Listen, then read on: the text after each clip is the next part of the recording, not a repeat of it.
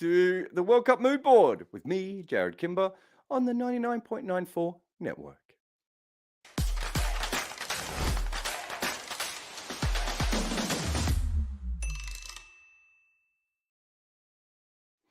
Wham!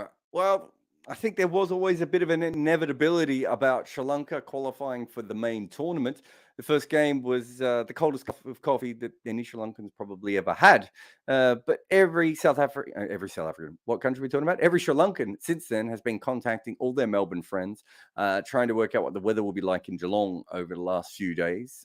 And for those who don't know, I'm not sure how anyone would not know this at this stage, but basically 1 in 2 people in Melbourne are from Sri Lanka ethnically.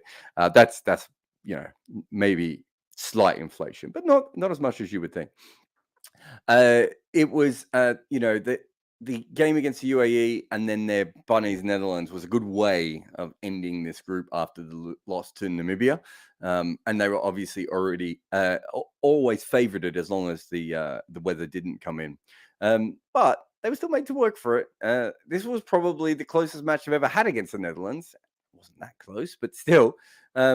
And if anyone from the Dutch batting order decided to hang in with O'Dowd for any period of time, they would have put a lot of pressure on Sri Lanka in this particular game. Even in the UAE game, I don't think Sri Lanka were that good. I think they should have made a lot more. Obviously, the collapse happened there as well, but they're through to the next round. Not exactly like last time where it was all beer and Skittles, though. This time it's a little bit more circumspect, and there certainly seems to be some problems within the Sri Lankan team right at the moment, but they're through to the next round. So fuck you, Geelong weather. Your lack of drops took one hell of a beating. Obviously, Hasaranga 3 for 28 again.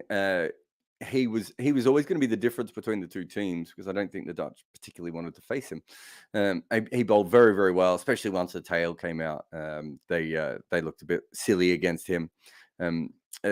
But it was really Kusal Mendis' show. And that's weird because really, so far in his T20I career, he's been largely dog shit. Or dog shit wrapped in cat shit.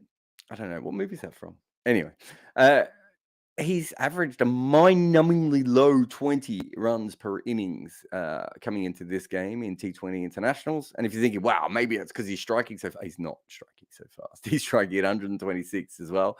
Even his recent times have been quite poor coming in. He had 2 consecutive ducks at the end of the Asia Cup and then struggled in the first couple of group games here. So, it hasn't been good for him for ever really in T20 cricket. You can see from the graph here, there's not a lot of high mark moments, and there's probably only 2 small groupings of a couple of innings put together. He really has struggled. But today, his 79 was almost exactly half of Sri Lanka's runs against the Netherlands. And for a while, it looked like that Sri Lanka were pacing their innings a little bit strangely, despite choosing to bat first. They were only going at 6 runs and over after the first 11. It was Mendis who stuck around towards the end and then picked up the pace, finishing with 5 fours. 5 fours and 5 sixes and a strike rate of 179. So he certainly cashed in and got them to a more than defendable 162.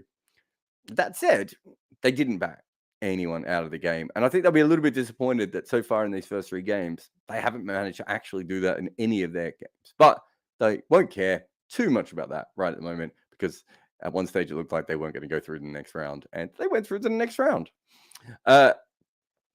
Watching this game at the end, though, was kind of poetic.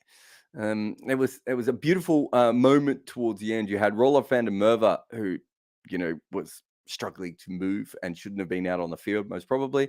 But I think the true hero, of course, was Max O'Dowd. Doesn't he look good cropped into this Thor picture? I haven't seen this one yet. That's quite good. He basically stood proud on the battlefield as the bodies of his teammates were strewn around him, and there were little chunks of the top order on him. Even with no one left, but a crooked batting partner and a bunch of bowlers, O'Dowd just kept swinging gamely, and Netherlands lost the game. But O'Dowd, had not been told of that fact and kept going.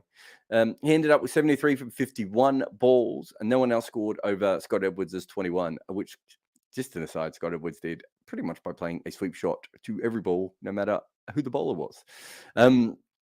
For those who don't know much about Max O'Dowd, he was born in Auckland. He's the son of a first-class cricketer, Alex O'Dowd, and he played age group cricket in Auckland. He also played for their A team. In New Zealand, he played a game a couple of years back, I think, for Otago A as well. In the UK, he's been around a fair bit as well, playing a lot of club cricket, but he's also played seconds for Sussex and for Nottinghamshire. This is a guy who's been there and thereabouts with professional cricket for a long time. And the only reason that he's managed to stick around is because his heritage through his mother gives him a Dutch passport. But there's clearly quite a lot to him. Since making his debut, he has played a lot of cricket for the Netherlands. And I don't know where he'd be on their depth chart of batting talent. There's Ryan Tenderskata, Rolof van der Merwe, Colin Ackerman, Tom Cooper, and even if you look at the younger players coming through, Vikram Singh and Baz Delita, sorry, you would think that there's probably more talented players coming through than him. But he does always play, and he does kind of almost scores. In fact, if you have a look here on the left at the most runs scored since the start of 2015 in a Dutch orange shirt, you see these almost 1,000 runs on top of Scott Edwards. He's just always there at the top of the order doing his thing.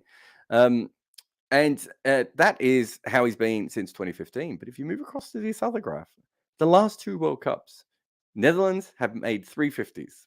Max O'Dowd has made all of those 50s. The two World Cups, 6 games so far, no other Netherlands player has made 100 runs combined yet. And you can see he's doing a lot better than that. He's been magnificent so far. In fact, I'm wondering if I actually missed these runs from this game and that. I don't know. Anyway, he's been really good. It'd be funny if I missed the runs from today. But 350s across the 6 World Cup games so far. We know that he's limited. He's not got the skill of some of those other players I mentioned before. But in those last 2 World Cups, he's basically the only batter who has turned up for the Netherlands. And, today, the same thing happened again. This was what they thought was, anyway, a must-win match. And, the only person who got the winning part of that seemed to be Max O'Dowd, and he threw everything at him. It was, probably the best I've ever seen him hit towards the end. But again, he just manages to make more runs than you would ever expect. And, and look down on someone else. It was, considering the history of Max O'Dowd and how much he struggled to be a professional cricketer outside the Netherlands, it's a shame that the Geelong crowd didn't all take off their underwear and throw them out on the pitch to celebrate how magnificent he was.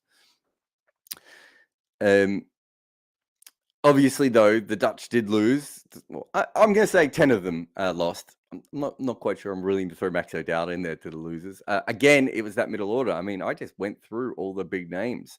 Ackerman, Cooper, you can go back to Ryan Tenderskata in the last tournament. Their middle order just hasn't showed up to the last 2 World Cups. And in this particular case, one of their middle order players literally didn't turn up because Rolof van der Merwe injured himself. And it was obviously very, very bad. He came back on batting at number 11. It didn't look like to me he could swing the bat properly. He clearly could barely move. He tried to run a 2 at one stage, and I'm not sure he physically could have completed the second run. It was that bad. Just turning around trying to get his bat in place. It was incredible. You can see here the picture of him in pain. In fact, there's 2 pictures. These are both live pictures of Rolof van der Merwe. The one on the left was early on. The one later was when he was giving birth, because that's what it looked like he was doing. It looked like he was in so much pain that every time he sort of twisted or moved. So I don't know what his injury is. We're assuming it's some sort of a back-related thing by the way he couldn't move. But the fact he went out there almost allowed O'Dowd to pull off that miracle. So everyone was, and anyone who saw it, there's a difference between someone in a bit of pain and goes out to bat and what Rolof van der Merwe was in today. It was actually painful to watch him. And he's been, an incredible cricketer. He's one of my favorite cricketers of all time. I remember watching him first playing for South Africa all those years ago, all the way through to all the stuff he's ever done in Dutch cricket. I also once saw him do karaoke in the UAE. So for me, he's top tier. But that was probably the most courageous I've seen him be. And, it must have really frustrated him, because if he'd been out there, even if he'd been able to swing the bat properly, he would have been really helpful for Dutch cricket. And at that stage, when they went off the field, not only was he in physical pain, he would have been in the emotional pain of thinking, chances are Namibia were going to beat the UAE. that's not what happened. We'll get to that story in a little bit. So the Dutch were obviously in the last tournament were completely humiliated. It wasn't that they didn't make the second round, because that can happen. It was that they barely turned up for the first one, I think, was the biggest issue there. Curtis Camphor took 4 wickets in 4 balls in their first game, and I think in some ways that might have been the highlight of the Dutch's, of the tournament. This time they kept the UAE down to under a run a ball. They had just snuck home in a dodgy chase. Then they kept Namibia down to basically run a ball, and they just snuck home in a dodgy chase. Against Sri Lanka, the bowlers did well. And I don't know how much you want to put down to Sri Lanka's game plan or not, but I think that, again, Sri Lanka could have easily battered Netherlands out of that game, and that did not happen. And then, of course, with their Dowd pretty much on his own, they couldn't quite chase down that total. But it was heartbreaking for them for about 4 hours to think that they went 2-1 and that they were still going to go home. That didn't quite end up happening. But even if it had, they certainly had given their all. Sorry if some of this is confusing. I did about 3 rewrites on this, depending on what was happening in the Namibia UAE game. We gave O'Dowd and Rolof their flowers earlier. In fact, there is, actually a lot of flowers there. But it's worth talking about the bowlers in this tournament. They're going to get through the next round. I like Namibia as a team, but I think in the next round, Netherlands, as long as their middle order does turn up, and of course Rolof may not play again, but if their middle order does turn up, then certainly they are the better team, I think, to go through as far as causing upsets and being competitive in that next round than Namibia, as great as Namibia has been so far. And a lot of that comes down to the Dutch bowlers. They really, no one could hit them off the square in this tournament. If you have a look at the economy rates just down here in the bottom, just how many of their bowlers went at less than a run a ball. And when you look at the names, it's like a teenage spinner who I really worried about coming into this tournament. I don't have to worry about Pringle ever again. 2 county pros, really good experienced players. But again, not world-class stars, as good as they are. And then 2 part-time spin options as well. That's a lot of players. Also, the young all-rounder, the leader, also went very well. This was huge. That they really bowled well all tournament to all 3 very different kinds of batting lineups, and you can kind of expect it against UAE and Namibia because neither of those have explosive batting lineups. Although there's a difference between that and going at basically a run a ball. But again, to hold their own against Sri Lanka, I think they've done really, really well. I'm not sure they've bowled as well as they can as a unit yet. So look, I think they more than stood up for this, and I think they won more than they lost, even literally and metaphorically, if that makes sense. And even if they had gone out, I think they probably would have looked at this and gone, "This was something that they needed to do after the last one." They were very upset, I think, after that last tournament, and rightfully so. They had an absolute shocker. But anyway, they made it through to the next round. They had a hell of a Thursday in Geelong, let's be honest. And trust me, I've had some weird Thursdays there myself. But to watch Rolof and O'Dowd fight as hard as they did towards the end, only to then to think, oh, we fell short, only to then find out a few hours later that there was actually a beautiful winter delivered to them by their friends in the UAE. Namibia. Well, I mean, we just talked about O'Dowd and Rolof out on the field, giving it their all. The next game had the exact same kind of ending, right?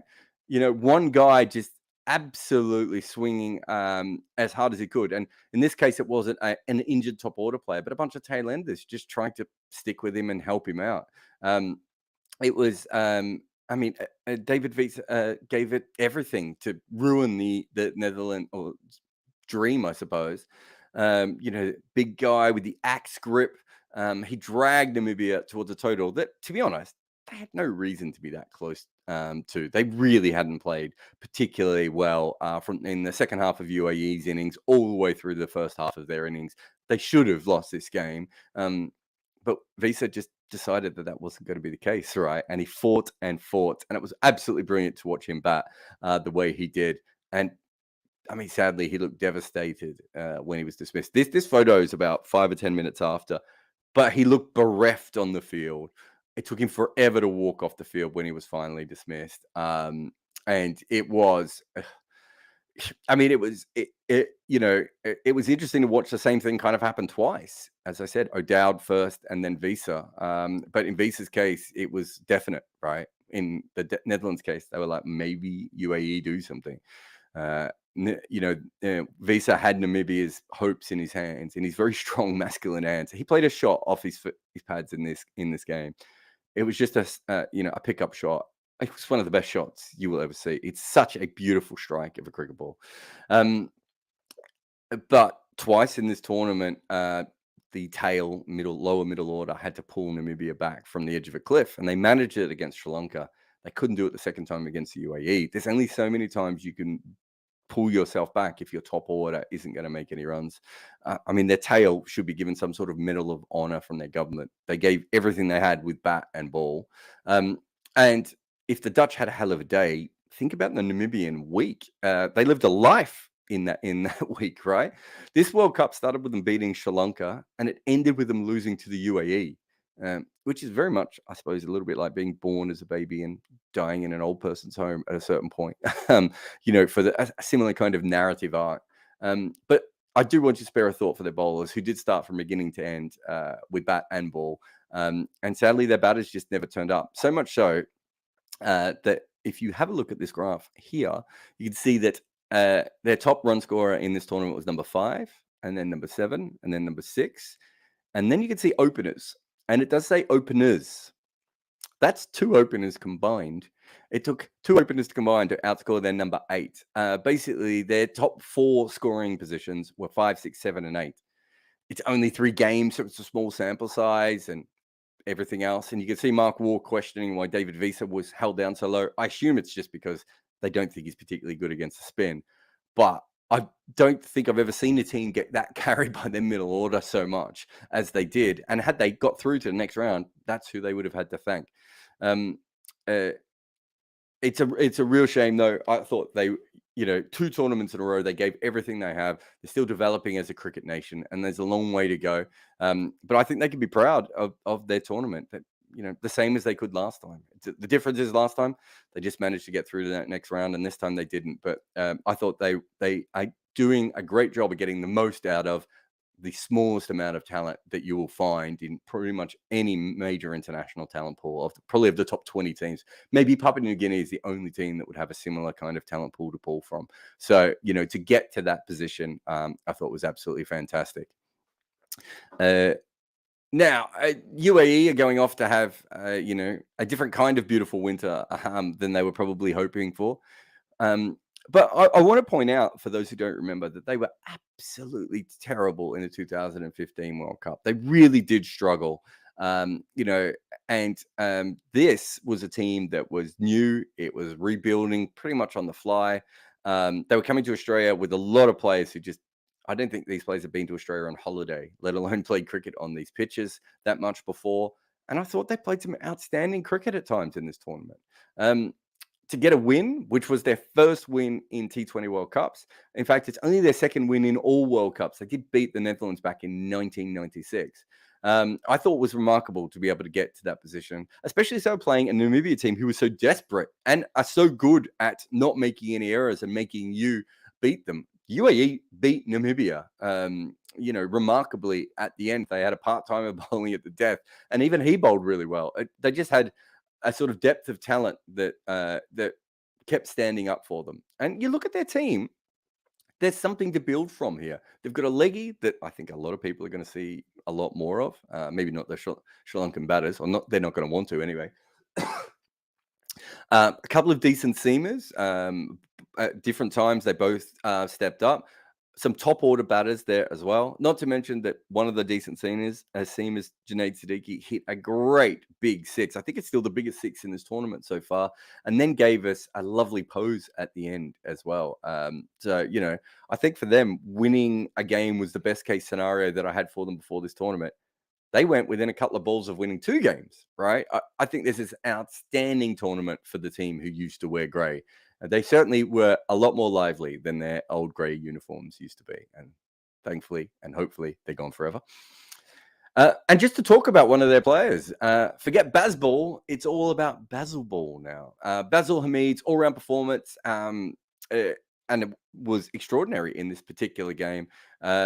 He scored unbeaten 25 off 14, and some good hitting there at the end. And then he picked up the crucial wickets that really put Namibia under the pump as well. He ended up with figures of 2 for 17. Now, the question, of course, then becomes, where does he rank among cricket's illustrious Basils? UAE haven't played a test, meaning they've never had a chance to truly compete with the most famous Basils that we've had, which would be Butcher and D'Oliveira. They both played 44 tests, by the way, the two Basils, which I really like that. Butcher made just over 3,000 runs with an average of 43, and D'Oliveira averaged 40. But also took 47 wickets with these little medium-pace trundlers. So there's been some good Basils. When it comes to T20, of course, there's Basil Hamid of one of two Basils with international experience. The other one is Malta's Basil George. It's a good name, isn't it? It's a quality name there. And you might be thinking of one of the other major Basils out there. That would be Basil Thampi, who played for, was it Chennai? I want to say, but never went on to play any international cricket, but certainly played in the IPL for quite a bit. So, if you're looking at our Basil ranking so far, I think that gets Basil Hamid, just in the top 3 so far of the greatest Basils ever to play the game. Basil Fawlty just coming in at number 6. If you don't know, John Cleese, Basil Fawlty, was absolutely tweeting like a maniac about 5 years ago now, when Scotland was playing the West Indies in that World Cup qualifier. So I'm not sure if that makes him qualify for this list, but here he is. So more Basils than I actually thought there was going to be in my life, let alone this show. Cameron Green. So finally, Australia found a way to get him into the squad after his breakout T20 performances against India, Pakistan. Did he make runs against someone else as well? There's been so many. It's weird at this time. Everyone's playing so much T20 cricket against everyone. He in 3 games, he hit 2 half centuries in 3 games against India with strike rate of over 200. They've been waiting for an injury for a while, it feels. Like Marcus Stoinis probably felt like there was a target on his back for a little while there as well. I'm not sure if anyone's seen George Bailey tampering with Josh Inglis's gloves. For those who don't remember, that's how Inglis got injured playing golf. Yeah, we've lost 2 international wicketkeepers for this tournament because of golf. Ban golf. But yes, so far, Andrew McDonald said of Green, and he's the current, I say current coach, like he's about to not be the coach, but anyone that can bat anywhere in the order and can give you a few handy overs, can give you a different look if something were to go wrong with your top 7 batters. It does kind of feel from that quote that Andrew McDonald's not entirely sure what the best team is. And as it currently stands, as you can see in the picture there, David Warner is the backup wicketkeeper for Australia, which is fun, isn't it? Weirdly enough, though, Mitchell Starc was a wicketkeeper back before he decided to bowl 90-mile-an-hour left-arm seam. And so Andrew McDonald did joke that he could be a potential fill-in as well, which would be the most under 11 thing that's ever happened. If we can somehow get this tournament so that Matthew Wade gets an injury, but not serious enough that he gets replaced in the squad, and David Warner takes the gloves when Mitchell Starc is bowling, but then they swap and Mitchell Starc takes gloves when he's not bowling, this will be the greatest World Cup moment of all time. This would be better than when that English guy vomited in the UAE. Was it UAE? I can't remember where he was playing. No, it was in Sri Lanka, wasn't it? Or India, wherever it was. 96 World Cup. That was a pretty good moment, though. Or when they played the 2007 World Cup final at the end in the dark because no one had actually read the playing conditions correctly. There's been some good World Cup moments. Mike Ganning's reverse sweep is probably another one. Or Kapil Dev making that incredible innings against Zimbabwe, but no one actually bothering to turn up with a camera. Video camera, anyway. Lastly today, it's obviously getting closer and closer to the main part of the tournament. Although, having said that, this early part of the tournament has been brilliant. So much drama and way closer than we probably thought it was going to be. But if you are one of those people who's waiting for the exciting real part of the tournament, as one of the commentators said on one of the broadcasts. There is one lot of people who are saying maybe dampen that down a little bit, and that's Australia's Bureau of Meteorology, who are predicting an 80% chance of rain for the India-Pakistan game to begin with. The Rock will surely be heartbroken for that. I know we're not going to play the Rock clip for a third day in a row. Don't worry about that. So too will be the oh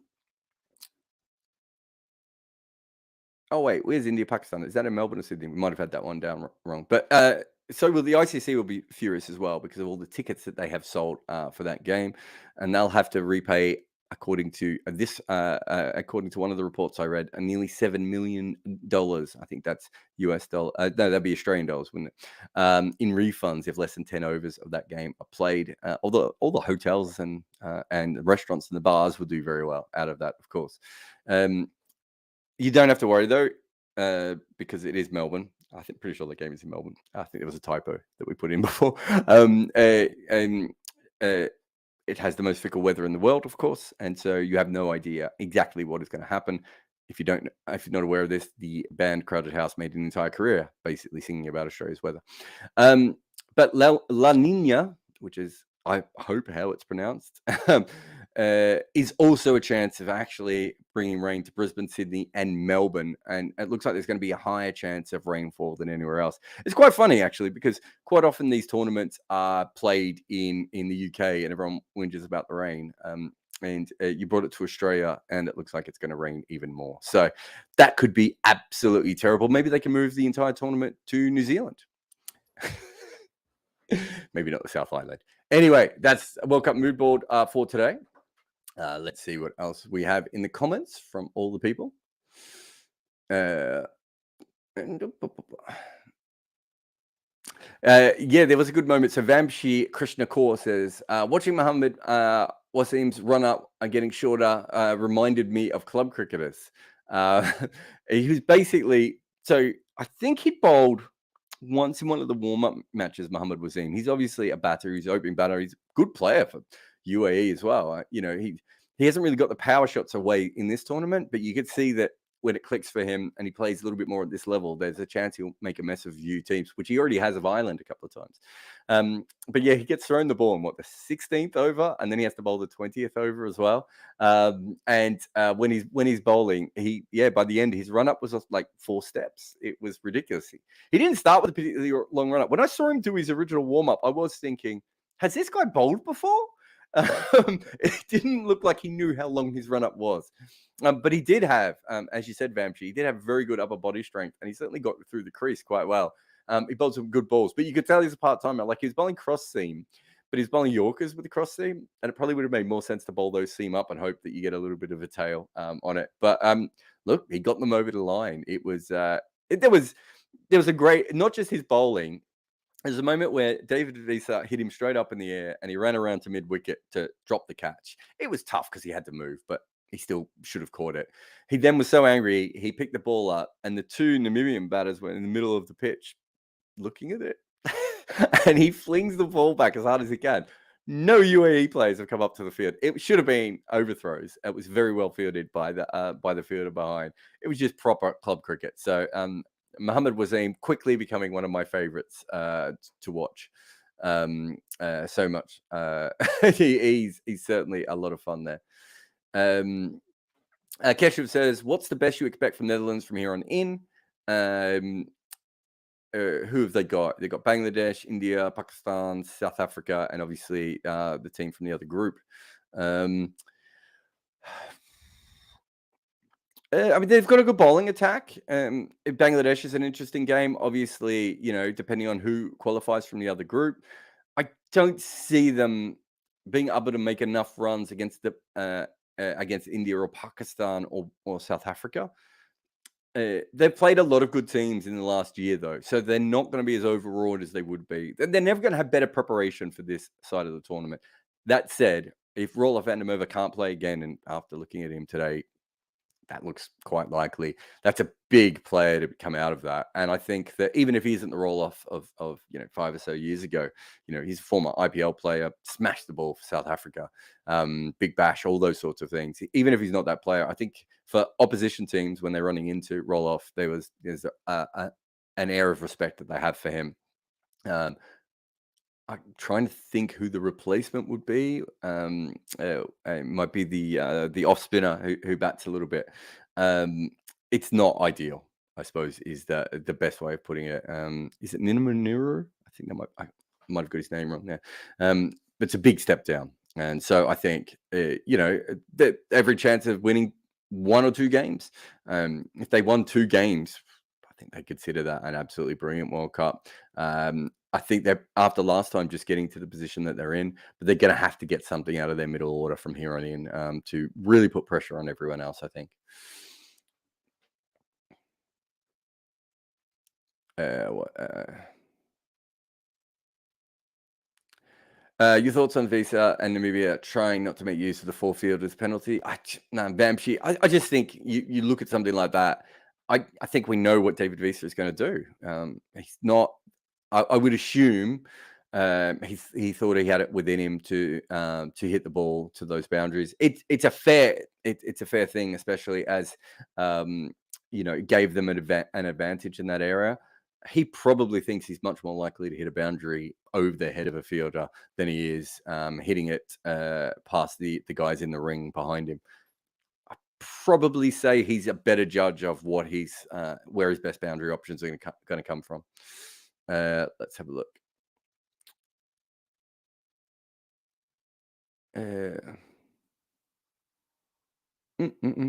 Just seeing if there's anything else here. So Ekram said, should David Visa bat higher in the Namibian batting? We mentioned that briefly in the video. That was obviously what Mark Waugh said on Twitter as well. I haven't got the numbers in front of me, but my memory is that he's not particularly good against spin. And that's why they haven't put him up. On talent, he's obviously more talented than some of the other players up the order. But he doesn't have the ability to play spin. Now, if you wanted to say to me, well, no one up the order was making runs anyway, not sure I would disagree on that. But I can certainly see why they had been keeping him towards the end. That's what he does. That's what he gets paid his money for. In international cricket, sometimes you have to play out of position a little bit.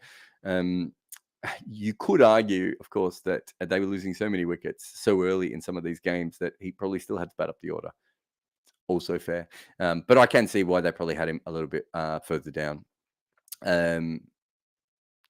Yeah, Rajas said, yeah, it is, isn't it? Is it Nina Manaru is the player who might come in for Rolof van der Merwe. But yeah, I think all things considered, I thought it was absolutely great. What's Rajas said? Van der Merwe is the Dutch Ben Stokes. Yeah, I mean, he's not though, is he, Rajas? He's a really good player. He's just old. He's just finished. I think he still went it under a run a ball in this tournament, so he had a pretty handy one. Someone's asked, where's the question here? H says, what do you think of the change in the Australian team will influence the balance? I don't think they were going to play Inglis, right? So I could be wrong, but I don't think he was going to get into the side. And so H, based on your question there, I think Green is more likely to play. The difference is, I can't remember where I was talking about this recently, but you've got the Stoinis. It was on Edges and Sledges. You've got Stoinis, Maxwell, and Marsh in the side. They're cheating their fifth bowler, and they know it, right? If you're going to cheat the fifth bowler, you'd rather have Green in there because he's a better bowler than any of those other players, and that allows you more flexibility. Where he bats, though, I mean, I think Andrew McDonald said he can bat anywhere in the order. So far, he hasn't managed to do it further down the order. Now, Australia's had a lot of luck of just throwing talent at the middle order like they did in the last World Cup. Maybe that works again. But realistically, I think they're going to try and play him, but he may not start. It may be if they look a little bit ropier in the early games. Let's have a look. Just seeing if there's anything else here. Rama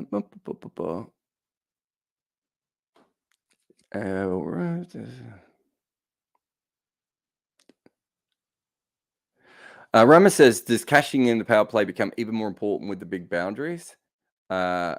Does it become almost okay to lose 3 wickets if you're being able to score 60 in the power play?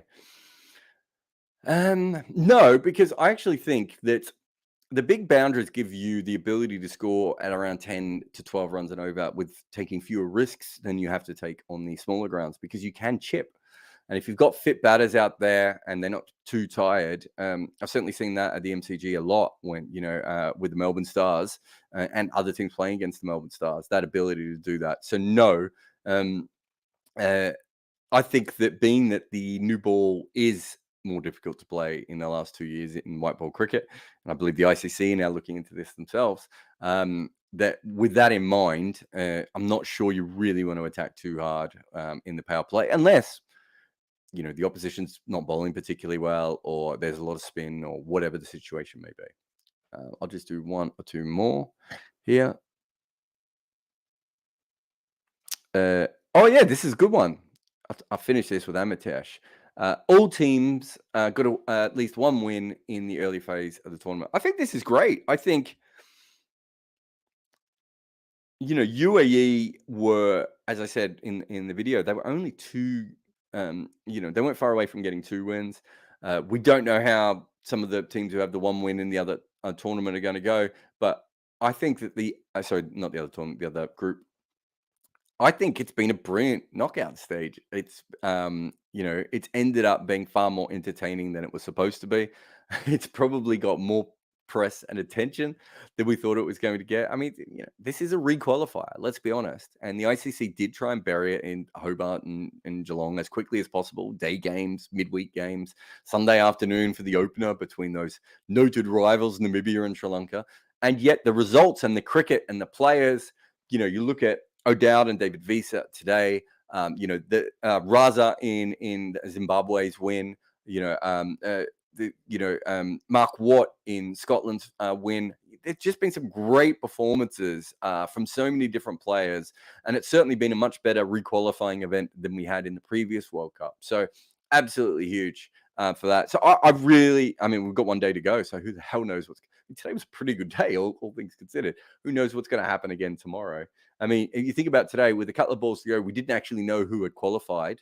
And we had, big hitting Namibian trying to take down this canny, random, part-time UAE guy who running out of steps for his run-up and all that sort of stuff. The whole thing was really fascinating to me. So I really enjoyed this part of the tournament. I'm going to end this show here. Obviously, we'll be back again tomorrow. But I'm going to end this show here because in a little while, I'm going to be heading over to Spotify Live. And I'm going to be doing my normal Wagon Wheel podcast. So if anyone didn't get their question answered, you can come over onto the Wagon Wheel on Spotify Live. I'll be putting the link out on Twitter and Instagram, and you can follow me there. But thank you to everyone who's coming here. Really good questions today. Really good a day of cricket. And, that's fun, isn't it? We'll see you here again tomorrow.